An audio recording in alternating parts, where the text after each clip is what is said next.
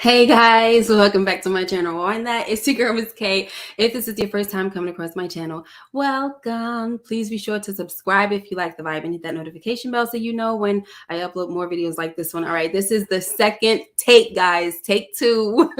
Come on back in. We are discussing The Wire, revisiting the series season 1, episode number 2 called The Detail. And I have my girl Moochilla with Moochilla Reviews. What's up, everybody? Hey, Eric S., thank you for coming back. And then I got my boy Brillo, the big review. Hey! What's up? What's up, Here. Brillo? What up, though? Thanks for having me. Of course. I'm so glad you were able to still come. Hey, Inga. Hey, Demir. So, as everybody is, piling in, we're going to get into the episode because, people are excited for the premiere of Snowfall. So we're not going to hold you guys. What I'm going to do is I'm going to start off with the first scene and we're just going to get into it, guys. All right. Let me see. No, I didn't mean to remove that. All right. So the episode starts off with McNulty and Bunk, right? And they're at the morgue and they're talking about the Gant murder. Bunk is telling McNulty that they don't know for sure that this was the work of the Barksdale crew. So why get the bosses all riled up, right? So if we don't know for sure, leave it alone. On top of that, Bunk is saying that it makes no sense for them to kill the witness off because he testified already, right? But McNulty says, yeah, but it sends a heck of a message. All right. So I want to start with you, Moochie. What do you think about this whole, like the beginning of this scene and the conversation between Bunk and McNulty? Okay, this whole scene, there was a lot of blowback because McNulty set this whole thing off with the judge. Mm-hmm. So they want to try not to have any more blowback from it. So Bunk is saying, let's try to keep it quiet because if this hits the papers, it's not a good look. Right. And it's going to scare people off from even testifying against the Barksdale crew. Mm-hmm. You want to say anything, Brillo? Yeah, this was just a catalyst. It's just typical McNulty being overzealous, even though he's right. They're both right. But, Bunk wants to keep it in-house. He don't want it to get out. But definitely the Barksdales had to send that message. Like Bunk said, they didn't have to kill him. He had already testified. The harm was already done, but you want to send that message. This is what happens, if you take that stand and say something against us. This is what happens to you. So even though McNulty is right, he's wrong at the same time because he's just creating a bigger problem for the whole department. Well, that's major facts. We're going to talk about that as we get along in this episode. All right. So next, Daniels and his crew, they go to scope out their new office. All right. And that office is just like a literal hole in the wall, guys, and McNulty comes in. I mean, it almost looks like it's kind of like a sewer tunnel or something, right? Just leaks, water leaks, a whole big mess, right? So McNulty comes in because, they had teamed him up with them. And Daniels wants to talk to him as well because, he knows that McNulty is always in stuff. But then we get this freaking gunshot. All right. So Moochie, go ahead and talk about this gunshot and look who it is. It's Prez, this freaking douchebag. So go ahead, Moochie. Look, he's talking to Daniels. And all of a sudden they hear gunshots, so they take off running. And when they get there, he was going, "Oh, I didn't know the trigger was gonna be this light. I was trying to show him that it was light, but I forgot the one in the chamber." Right, what an idiot. and someone like him don't need no light gun, no light trigger. Okay, he's already, what you got to say, Brillo. First, talk about the building that they're working in. It looked like the Ninja Turtles lair, like in the sewer. Word, yo, that's a good thing. That's why I said look sewer. Was down in the sewer, but this dude, Prez, I don't want to spoil anything from The Wire, but yeah, of course, in season 1, total douche, like you said, just an idiot who discharges. First of all, you're supposed to be trained to handle a firearm. Like, how do you not know one is in the chamber? Like, you would expect that from someone you've been around guns, but you're an officer. And right. You letting shots off in the. Yo, they should have never let We this gonna guy go on ahead the with that because he look. We should have never let him. I said we should. They should have never let him on the force. But we already know that he's got some pull in the mayor's office. We're gonna talk about that soon. But he wants. They were saying, "Are you gonna write about it?" And he's like, "Write about it for what?" And he said, "Well, you have to justify using deadly force against the plastered wall." And he's like, "Oh, give me a break." That's his problem. He's entitled, and he's always wants a break. You can't always get a break, but that's what he thinks he's always supposed to have, right? Exactly. Oh, guys, so let's get on to the next. The next thing is the next scene is Daniels. He goes into. I forgot to show you all these. Yeah, look at his face, yo. He looking at him like you moron. Our verbals right there. That's great acting. Look at him. Oh my gosh. I'm sorry. Yo, no, I didn't went and showed the whole situation, guys. Daniels, so the next thing. So what's his name? He goes and he talks to Rhonda. I said, what's his name? Daniels. He goes and talks to Rhonda about Prez, and she tells a story about, oh, you didn't hear about him? He shot up his whole freaking car. She's like, you didn't hear about him? He's the one that shot up his squad car and sent officer down like he had a whole bunch of people after him. Yes. And then his story checked out with the ballistic. His story didn't check out because the ballistic report. Mm-hmm. So they realized he shot up his own squad car. And they still did.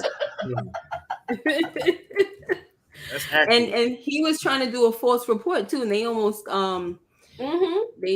almost had to get him for that. But once again, he always has somebody coming through for him. So what are you gonna do about that? When you have a cop that has pull like that in the mayor's office, it's pretty unfair. Try to say it was a sniper. Eric S is right. They did give no, don't are you talking about a spoiler? No, it's not a spoiler. It's just going on with this. He just got his through. So not only do they have Prez as a mess up, they gave Daniels a whole squad of mess ups. Yes. Yeah, everybody in the squad. That's what I was gonna say. Yeah, I'm sorry. I thought you was about because the last thing I saw was the spoiler alert. No, not that. Yeah.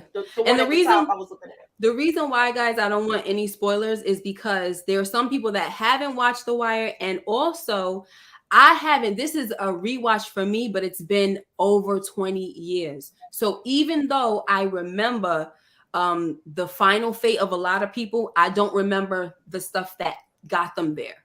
So no spoilers, please. This is a little different. All right. So what are we talking about next? Let's get on to the next. How go ahead, Moochie. Sorry. They gave Daniels a bunch of fuck ups. I'm gonna say it just like that. He got old drunks that's basically riding the desk until they get their time in, because they get their pensions and stuff. Right, Brillo? Yeah, even what's my man name who was doing the boats? He's like a real good cop, but man, I can't think of his name. He on the team too. Oh, you're talking about Lester Freeman. Yeah, Freeman, but he's like the quiet type because they basically. I'm not gonna go into that, but I'm gonna stay here. He's a quiet type and he's a nice guy all around the way they say, but he's a good detective. A very good detective. The one that was messing with that little whatever that camera or microscope, whatever that was. Yeah, you know how he be doing his little miniature furniture. Yeah, he looked like he does gadgets and stuff. Yeah. All right, so little dollhouse furniture.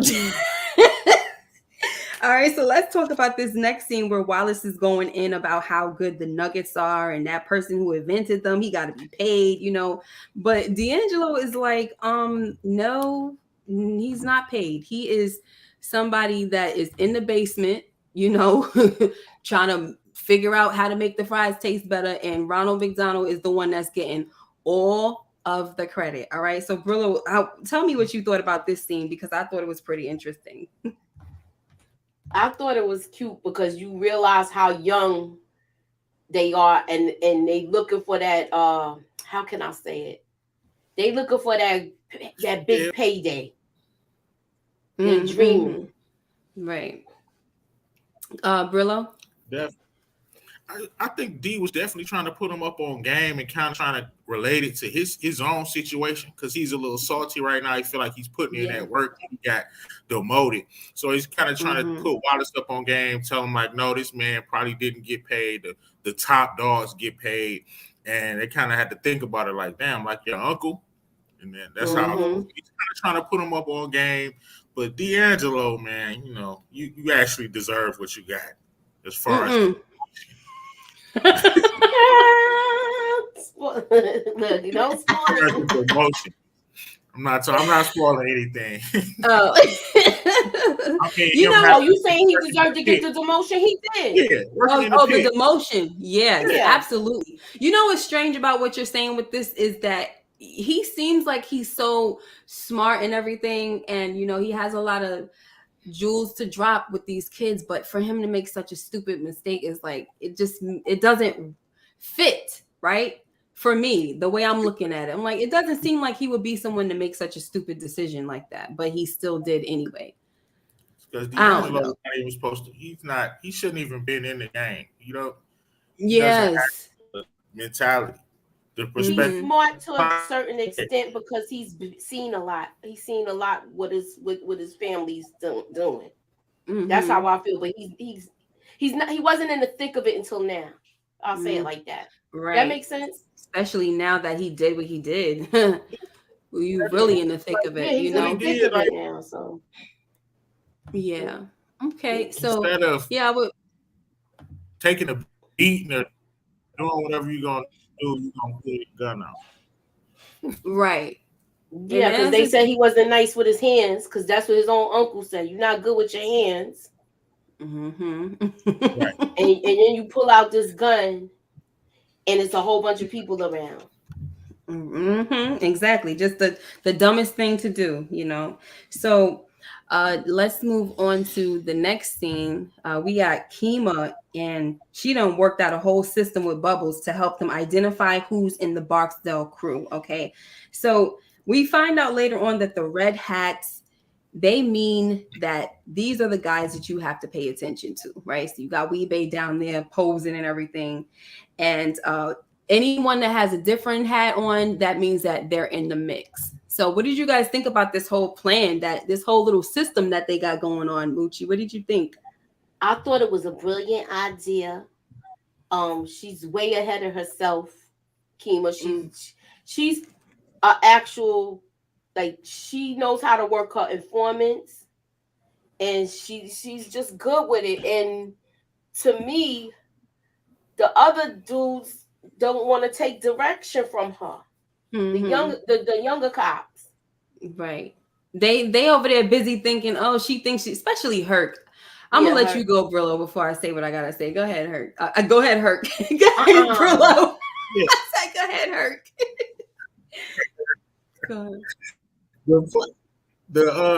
Of course, Bubbles' plan is brilliant. Just like many people that's fall into addiction, they're really smart, but they're not smart for the mistakes that they made. But of course, his plan to put using the hats is brilliant, like Moochie said.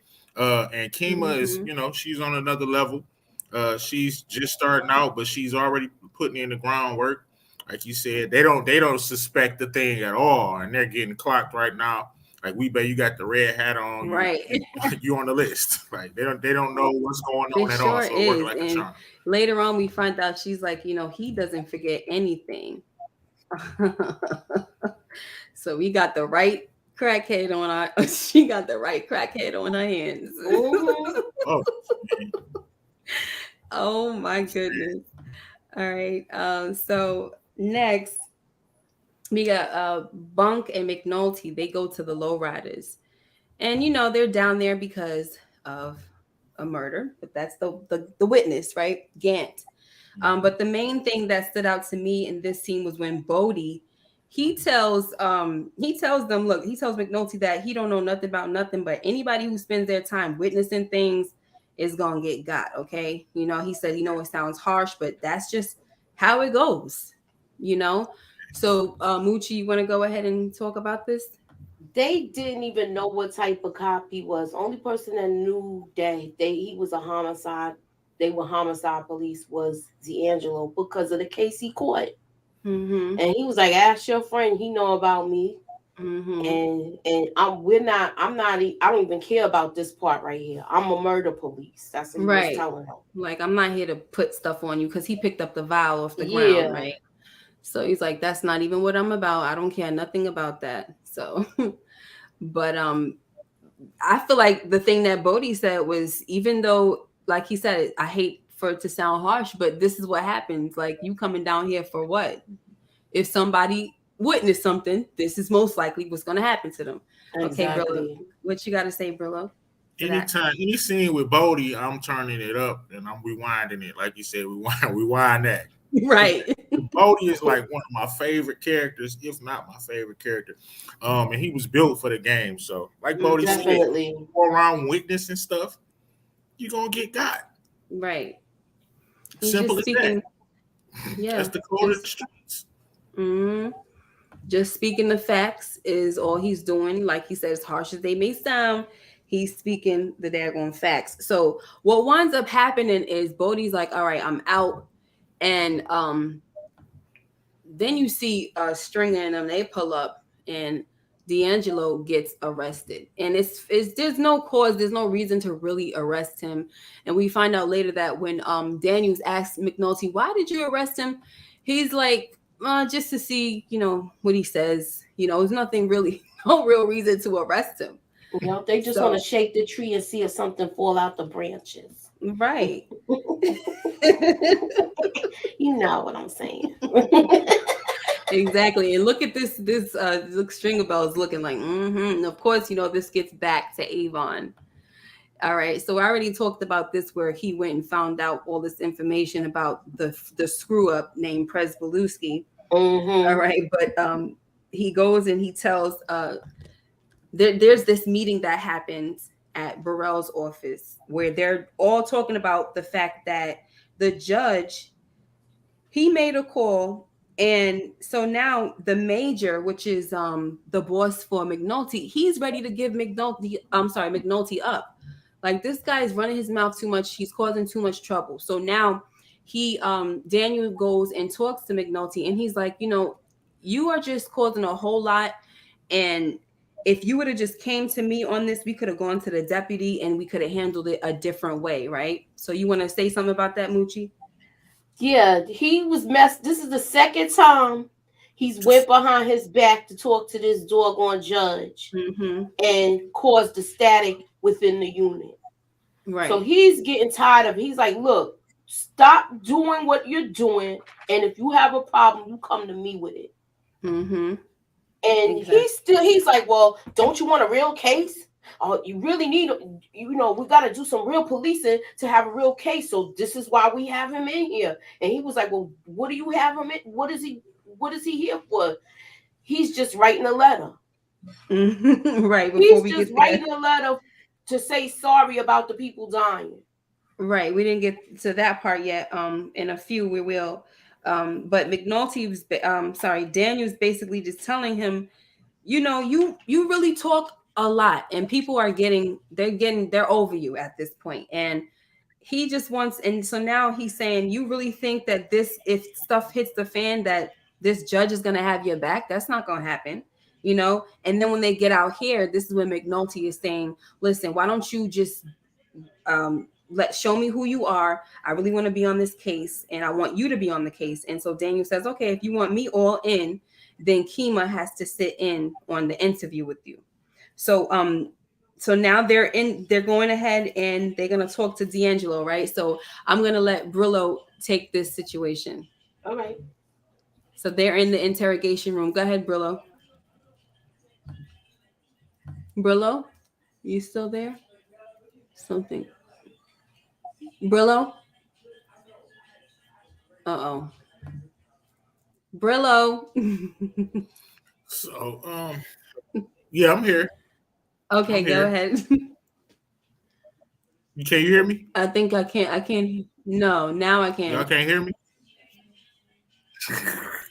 What it happened? Keeps going in and out.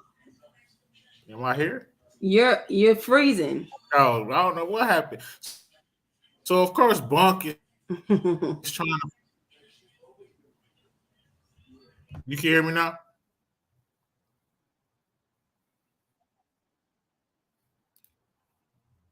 Can y'all hear me? I can hear you now. Young boy said he can hear you. All right, so of course, Bunk No, trying to press. What up, young boy? Of course, Bunk. Something is. Let me come back in. Okay. All right, Moochie, go ahead and talk about it. You were saying about the letter and stuff like that. All right, so basically, Bunk is working D'Angelo. He's telling me, like, they dropped the working man. They're not even supposed to kill nobody like this. He's not in the game. He's a working man with kids. They even got a photograph of a family. He made these 2 kids orphans because now that he's gone, his wife died years ago. So now these children is orphans and they don't got nobody. And right. Don't you feel sorry for what happened? He's like, yeah, I feel sorry, but then, I don't got nothing to do with this. Right. But don't you feel sorry enough to write a letter? Tell them how you feel. Tell them how you feel. But they knew that they could do this to him because they was like, remember when they was talking outside the door, they was like, he's soft. You know what I'm saying? Like they could even see it. And that was so messed up. I'm like, that's crazy because I'm like, this guy, he actually killed somebody and he is just as soft as they come. Right now, though, I like D'Angelo. Once again, I don't remember all the stuff that took place before his demise, but I like him. Thing. Yeah, I like him right now. I don't know if there's anything that's going to change that, but right now I enjoy him. And so I feel bad that he's just roped up in this whole thing because he seems like someone that could have done something with his life. You know what I mean? So it's pretty sad. Brillo is back. All right. Brillo?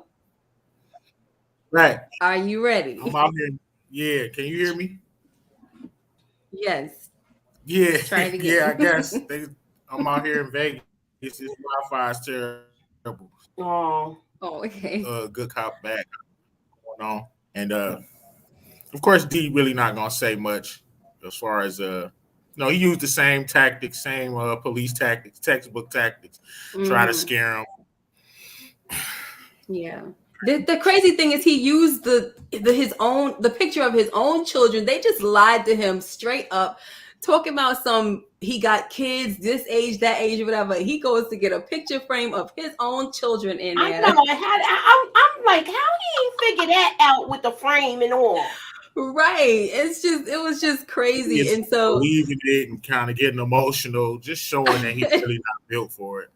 Look, he ready to start crying and everything. Yes. Okay, the funniest part was when Levy walked in there and slapped him on the head. He was like, stop writing. Yes. He's like, what are you doing? What are you doing? And that's the part I want to actually show you guys as well. I mean, I didn't show him. He comes in and he's like, how many times do I have to tell y'all? You don't talk, you don't do nothing, you don't write nothing. When he smacked him, though, D'Angelo did look at him like, boy, lucky we in this place. You saw how he kind of. But he deserved it though. Thanking him. If I was his attorney, what the fuck? Levy got that leeway. Smack him in the back of the head, Levy. Oh my goodness. Oh my gosh. He I forgot about that. Yeah, be like, what doing? That was hilarious. Like I couldn't. I honestly, I'm sorry, you couldn't get away with that with me. I'm sorry, you're not putting your hands on. Yeah, no, you're not putting. No, that's not what I pay you for. I don't pay you to put your hands on me now. Okay. His uncle paying for that attorney. Right. Whatever. It don't matter. You're not gonna put your hands on me. Daddy money, uncle money. It don't pay enough. So sorry. So like I said, he comes in, you already know what happens, guys. So another funny moment for me, which I did not capture, was when Daniel, he gathers the lawmen together and he's giving them the rundown on how they're going to strategize of what the structure of the investigation for the Barksdale crew. We're going to do this, we're going to do that. He's talking about who's going to pair up together, who's going to hit the streets, that time, whatever. And meanwhile, there's a bunch of noise and yelling going on. They could hardly get through the conversation, whatever was going on. A bunch of hammering too. Yeah. And it was like, how? I forgot what was they saying. Hey, go! What are you doing down there? Oh my goodness. So now next we have D'Angelo. Oh, let's skip this. Sorry. D'Angelo, he sits down with with Avon, and he tells him that the detectives mentioned their names, like Stringer's name. He's talking about he know your name. They basically know a lot now, right? Mm-hmm. And Avon is saying, well, what did you tell him? And D'Angelo says, I didn't tell him nothing because I don't know nothing. Then Avon asks D'Angelo if he thinks they killed the witness, and D'Angelo says, I don't know. And that's when Avon was like, exactly, you don't know nothing, you don't need to know nothing.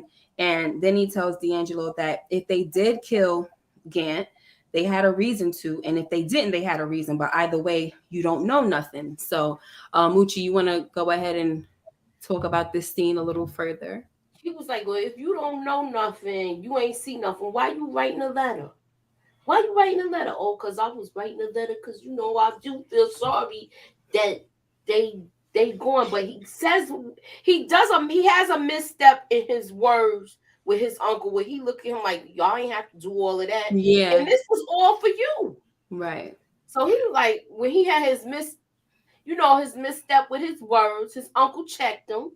Mm-hmm. And he's like, look, we doing all of this because of everything that you did. Mm-hmm. And we was helping you. And, oh, sorry. Okay. Go ahead. No, go ahead. No, I'm done. Oh, all right. Like sorry. Just Avon just schooling his nephew, basically telling him, look, you don't know nothing like you just said, but honestly, you might as well have shot the man. From your goofiness, you're the reason this man was a witness in the first place. So that's why you writing a letter for real. Mm-hmm. So he basically trying to ease his mind, like it ain't on you, nephew. It's on us. You know what I'm saying? If we did it, we did it. If we didn't, we didn't. You don't got nothing to do with you. Yeah. So you guys don't see what the cops are saying about, like, why would they kill him after he testified? Normally you want to do it before they testify. And do you really see the sense in offing this man after he done won the case? I agree too. Why would you kill him if the case got dismissed? Right. It didn't make any sense to kill him. The case got dismissed. D'Angelo's free. Mm-hmm. But they did it to send a message to the streets. This is what happens if you testify. Right, exactly. So I understand why they did it. Like you said, it never makes sense just to kill somebody. But I understand why they did it, because it sends a message. Like, even though he testified, he thought stuff was sweet. He thought it was over with, and they won the case. We still gonna kill you. So now that's out in Baltimore. Like, damn, they won the case, and they still killed him anyway.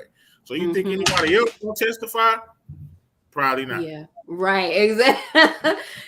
Facts. Okay. So big lover Ron Mitchell. Hey, you said they killed Gant as a warning to the hood not to run your mouth. Right. And the same thing goes back to what Bodie said. If you spend your time witnessing stuff, you gonna get got. Mm-hmm. So, it is what it is. All right, it's sad, but that is what happens. Mind your business, lady. Nosy people do it too. Business, lady. Hey, that was perfect. That was perfect. All right, let's move. Nosy people get it too. All right, so next, we got Herc. Yo, this freaking guy. I saw somebody in the comments saying that they loved him. Right now, I'm not feeling this. I didn't like him yet. Yeah, I thought him and Prez was idiots. Yes, I'm not feeling him. So this is when I thought they were idiots still. Yes, he comes up with the brilliant idea that they should go down to the high rises or the towers and let them know who they fooling with, right? So when Herc, Prez, and Carver get down there, they start harassing, the first guys that they see. And Moochie, tell us what happens. Homeboy taking his drawers to get washed down to the laundry room. Y'all gonna rough him up, throw his basket down, toss his clothes all over the place. Right. And he like, I'm not doing nothing. And they checking him. Then they made the other guy, he had his pants down so far, they pulled him down to his ankles practically.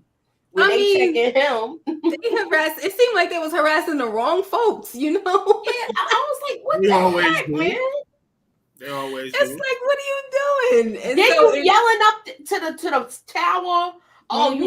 you let Avon, you let Barksdale people know that we run this. We run this, right? I'm like, what the heck? Brillo, go ahead. Typical, like any cop that's decent or even streets, even smart. You don't even have to be a good cop. You know better than to come down there to the projects 3 deep in a tower high rise and start talking trash. And then what happens? Immediately, soon somebody start throwing stuff. Y'all damn near get killed in the high rise. You can't come down there like that. You gotta come down there with force. And look what this y'all dude three Prez is not does. force.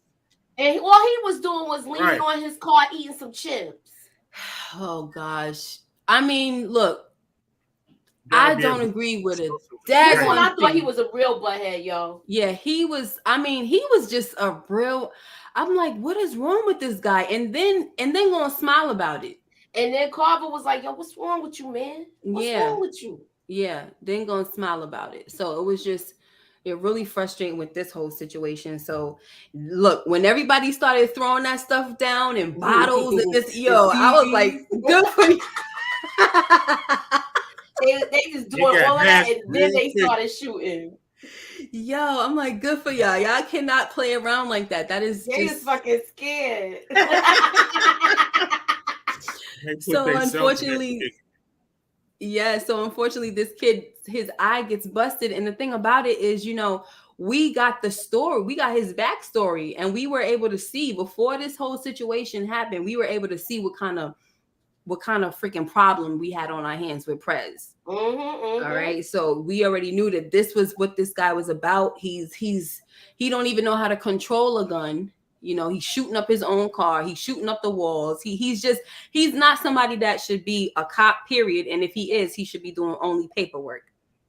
He should need to be at the evidence locked in. Yeah, he should have starting out no gun. So now, this is around 2 something in the morning, and Daniels comes down and he's like, you want to tell me what the heck y'all Three Stooges was doing down here at 2 a.m. and what possible value information did you get? Basically all I see is that we sustained a bunch of losses. We got a burnt up car. What did he say? Something about some vest? They got a burnt up car. They lost two bulletproof vests that was in a shotgun that was all destroyed. Yeah, so everything is destroyed. And so now he's basically telling them that, and on top of the losses, this guy Herc, he's going to be out on medical leave for about 2 weeks or so. And he already has a crappy crew. Right. And so now he's telling this kid, he's asking Prez, why did you do it? And he says, because he pissed me off. I hate, this type of face just makes me want to take something and just, But go ahead, Brillo, and talk to us about this. Yeah, Prez is just like you said, entitled, man. It's just like you said, look, he's doing a hell of a job with the nonverbals. You never had to say nothing. He just looked like a smug, just piece of crap right there.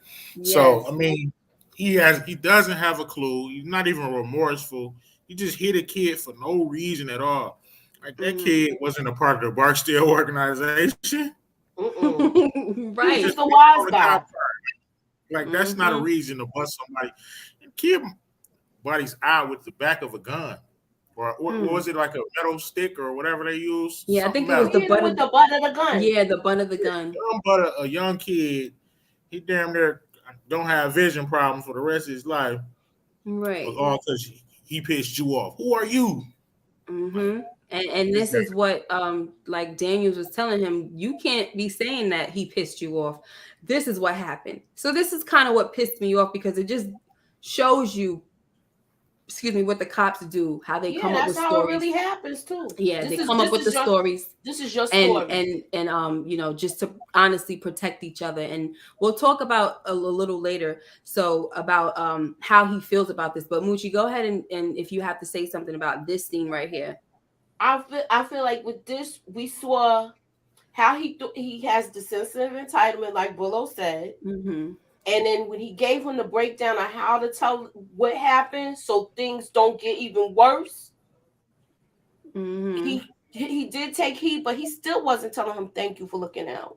Right. He still had that sense of entitlement. Mm-hmm. And at this time, he is coming off as a racist. Yeah. Oh gosh, I want to stop looking at this guy's face. Ugh. All right, let's go to the next one then. Yeah, it's just so P-O-S. Yeah, he is a piece of S-H-I-T. Yep. So now we get to this scene, and you know, Daniels is with his wife, and she's dropping some jewels, and she said a quote that was actually the quote of the episode, right? And so before we talk more about this, I just want to tell you guys. So they're at home, they're having dinner and everything, and she's telling him, you know, you should have hung them to dry. You know what I'm saying? And he said, well, if I hang them, I hang myself. And plus, you don't give your people over to IID, right? And so then his wife tells him that he should get out of this case because it's been given to him because the department doesn't want it. And she tells him that he can't lose if he doesn't play, right? Just get out of it. And so he's like, well, I never heard of it that way. I heard that you can't win if you don't play, right? But she broke it down like, no, first of all, if you push back too hard, if you push too hard, stuff hits the fan, you're going to be blamed for it. If you don't push hard enough and there's no arrest, you're going to be blamed. So basically the game is rigged, you know? So go ahead, Brillo, you could go ahead with that one. Yeah, like you said, that's kind of indicative of the game. Like she said, the drug game is rigged. I think that was kind of a double entendre on a play on words about, like you said, the whole episode. He's in the catch-22. If he exposed everything, the higher ups probably get on his case. If he doesn't make a case, they're gonna say he's wasting time. It's not gonna be good for his career. So definitely a catch-22. I definitely like how they made that play on words. Yeah. And go ahead, Moochie. But I like the way his wife spoke to him to tell him to be concerned about where this case is going to go because it could burn him in the future. Right. And it was like more like, where's your moral code? You know, like, what about the kid? There's a kid that got hurt. A 14-year-old kid got hurt. And then we get to the last scene where he gets a call and we find out that the kid is blind in that eye now. So now we already know that there's going to be some blowback with this whole thing. And how is he going to handle it? I don't know. How is the department going to handle it? Listen, they already have the mayor on Prez Belusky's side, or the mayor's office, or whoever that guy is. He's related to somebody, right, in the mayor's office, right, by marriage or something like that. So that's his son-in-law. Yeah. So obviously, this kid is gonna get away with it. You know what I mean? The man, he's gonna get away with it. And so I'm not gonna talk about what happens in episode 3 because I didn't get to see that full episode, but you can already tell by everything that has been happening with Prez Belusky, he's been getting away with stuff. So that's pretty much what happens at the end. Do you have any final things that you wanted to say, Brillo, before we get out of here? Yeah, I appreciate you having me on the show. It was being fun, even though my little Vegas trip is coming to an end. My hotel Wi-Fi kind of gave us a little funny moment, but definitely appreciate it. Absolutely. I love to come back. Coming. Definitely. What'd you say? I'm sorry. What was the last thing you said? I said I would love to come back. Absolutely, of course. I would definitely love to have you back. So I'm still trying to work out a schedule here. You guys know that we got so many different things going on with our personal lives and our YouTube collaborations and things like that. So I'm trying my best to figure out for sure a schedule. It was supposed to be a throwback Thursday type of thing, but we're already on schedule for Thursday. So it's looking a little, I don't know. So we'll talk off screen about the best days and stuff like that. All right, Moochie, what do you have to say for us before we get out of here? What do I have to say about this? I hope everybody continues to come, because it's gonna, from this point on, it's gonna get better, because now the episodes is gonna be picking up. So I hope you join us for this journey of the rewatch. Yes. And stay tuned. All right. Before we get out of here, I just like to kind of shout out people and see what they were talking about. Okay. And we got OC Girl. She said McNulty is a definition of insubordination. Demir Brown, was McNulty wrong or was his actions justified? I think he was right. I think his actions were justified in the sense that he's trying to put the bad guys away, but he keeps on doing things that he's playing at his own game. So that's why it's kind of like, I don't know. You want to say something about the bad guy? Huh? I said he's breaking the law. Right. And be crooked. And and he's causing issues for everybody. So I didn't mean to highlight that one. I'm sorry. I'm just highlighting everything. That's my guy. Yeah, they talking about somebody named Bunny. I don't know who Bunny is. Danielle hasn't came in yet. They're spoiling. Oh, yes, they spoiling. Okay, see, I always like D'Angelo. We already saw this. The funny part. All right. I'm not going to talk about Bunny. All right, guys. Thank you all so much for coming through. I really appreciate you guys, and I just hope that you guys will come back. We're going to figure out the schedule. And once we do, I'm going to put it on the community tab. So just keep your notifications on so you know what we're doing. All right. So until next time, you guys take care and be blessed. And we'll see you next time. And go enjoy Snowfall. We're coming back on at 11:15. We're going live at 11:15 with raw thoughts of the episode. So that means that the thought is so fresh thoughts in our head. Huh? Is it true that it's 2 episodes today that's coming out? Episodes 1 and 2? That's what I was. I don't even know, because I sent my DV off at 10 o'clock, and it looked like it is a long episode. 2 episodes. They're gonna show. So we might not be able to go live. We might not. Oh my gosh, that's a shame. If not, then I'll see if I could just do a little video by myself with some quick raw thoughts, like where I'm not actually analyzing stuff. It's just gonna be fresh off my brain. All right, guys. So it is 2 episodes, Karen. No, look! I gotta go get my little. Yeah, so we're not gonna be able to do that. But listen, if it was the case, then we would have been going live at 11:15. Just not long, just something quick and everything. But it's all right. So I'll talk to you guys later. Thank you again. Go enjoy the Snowfall. We'll talk. Go enjoy Snowfall, because it's about to be on y'all later.